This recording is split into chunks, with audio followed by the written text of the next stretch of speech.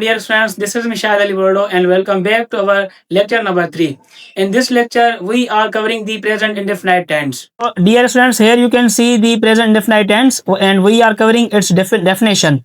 So basically it shows that work happens in the present time regularly, usually or as a fact and habit. प्यारा ॿारो अॼु जे असांजे lecture में इहो cover करे रहिया आहियूं त प्रेज़ेंट इंडेफिनाइट टेंस छा आहे।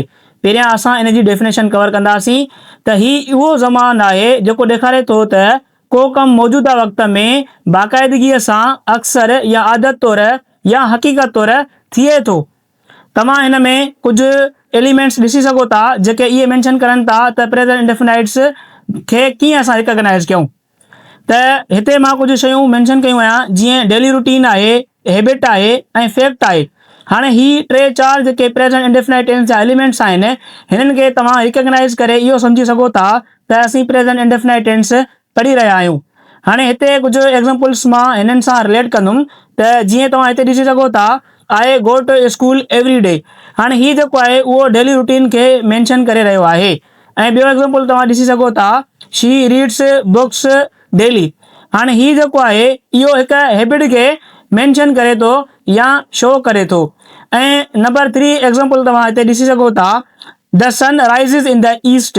हाणे ही हिकु हक़ीक़त यानी फैक्ट बयानु करे पियो। Students, in this slide we are covering the rules and structures of the present indefinite tense. So first we are studying the use of s or es. Then we will move to affirmative and negative, interrogative,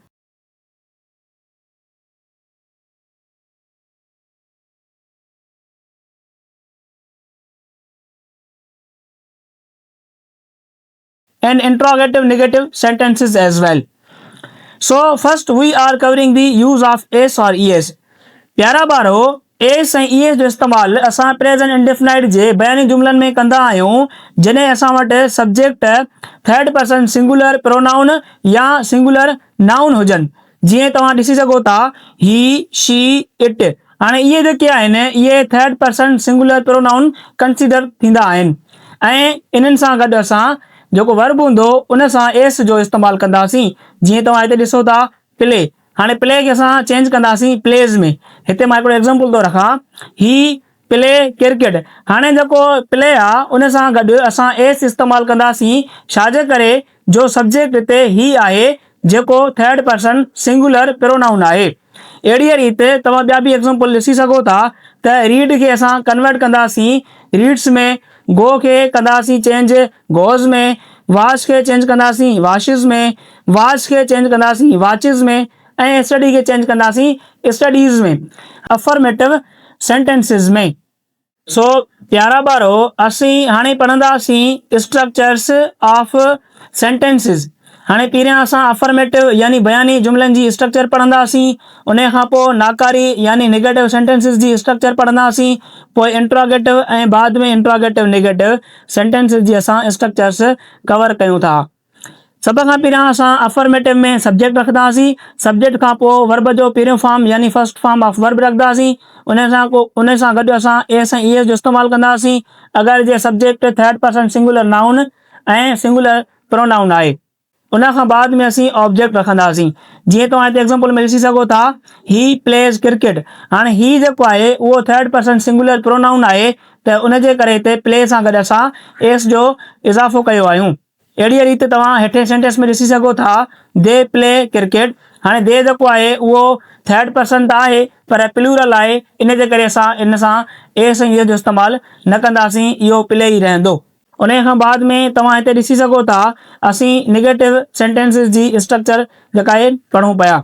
subject पहिरियां रखंदासीं, उन खां पोइ असां helping verb जो इस्तेमालु कंदासीं do ऐं डज़ जो, पोइ असां नॉट रखंदासीं, पोइ असां फर्स्ट फॉर्म ऑफ वर्ब रखंदासीं ऐं उन खां बाद में ऑब्जेक्ट रखंदासीं। हिते असां एस ऐं es जो इस्तेमालु न कंदासीं, उन खे रिप्लेस करे पियो उन जो हेल्पिंग वर्ब डू ऐं डज़।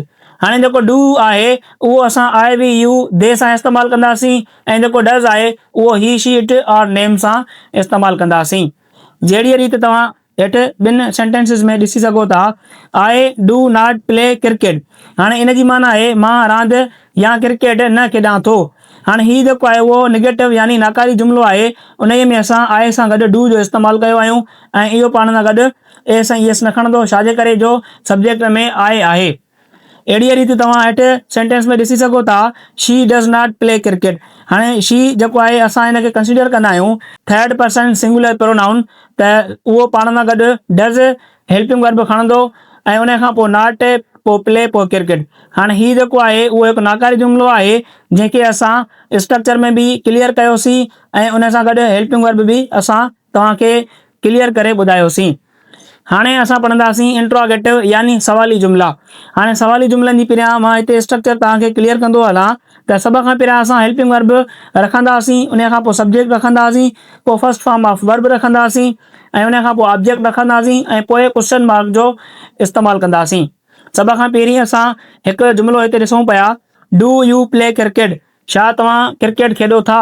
हाणे डू जेको आहे उहो हेल्पिंग वर्ब आहे, उहो ॿाहिरि ईंदो सभ खां पहिरियां, उहो सब्जेक्ट जी जॻह ते यूज़ थींदो हेल्पिंग वर्ब ऐं उन खां बाद में सब्जेक्ट जेको आहे उहो हेल्पिंग वर्ब खां बाद में ईंदो जेको आहे यू, पोइ प्ले, पोइ क्रिकेट ऐं उन खां बाद में तव्हां हिते ॾिसी रहिया आहियो क्वेश्चन मार्क।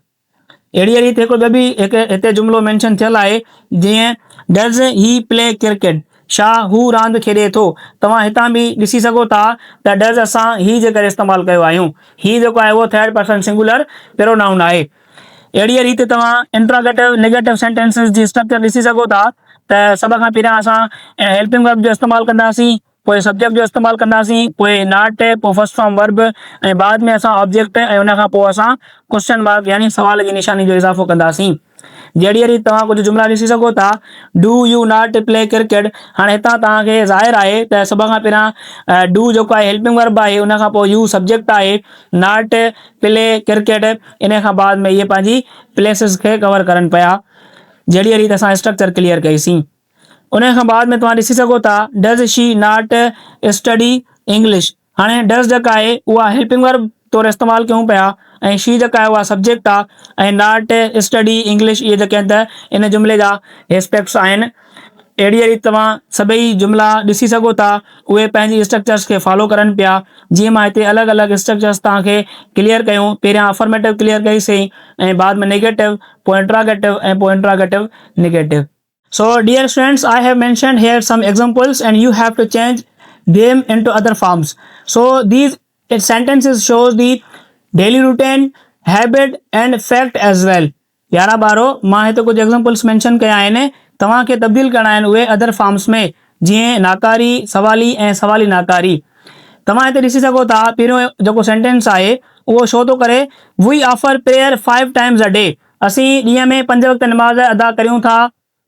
सेकेंड जेको सेंटेंस आहे उहो तव्हां ॾिसी सघो था, फार्मर्स ग्रो राइस इन सिंध। हारी चांवर पोखनि था सिंध में, या हारी सिंध में चांवर पोखनि था। Students attend zoom classes every evening. शागिर्द हर शाम जो ज़ूम क्लासिस अटेंड करनि था। My mother कुक्स food every day. मुंहिंजी अमड़ रोज़ानो खाधो पचाए थी। The sun राइज़िस in the east. सिज ओभर खां उभिरे थो। 11-12 ही जेके 5 सेंटेंस आहिनि तव्हांखे इहे तब्दील करणा आहिनि नेगेटिव में, इंट्रोगेटिव में ऐं इंट्रोगेटिव नेगेटिव में, जेके फॉलो करनि था डेली रूटीन खे, हैबिट खे, फैक्ट खे ऐं कंहिं बि यूजुअल वर्क खे। 11-12 मूंखे उमेद आहे त ही लेक्चर तव्हांखे सम्झ में आयो हूंदो ऐं तव्हांखे अगरि काई बि शइ सम्झ में न आई आहे या तव्हांखे ॾुखी लॻी आहे त उहा तव्हां मूंखां कमेंट सेक्शन में पुछी सघो था ऐं इनशाला मां तव्हांखे उनजो जवाबु ॾींदुसि। Thank you so much for your attention. जज़ाकल्ला ख़ैरा। अस्सलाम वालेकुम।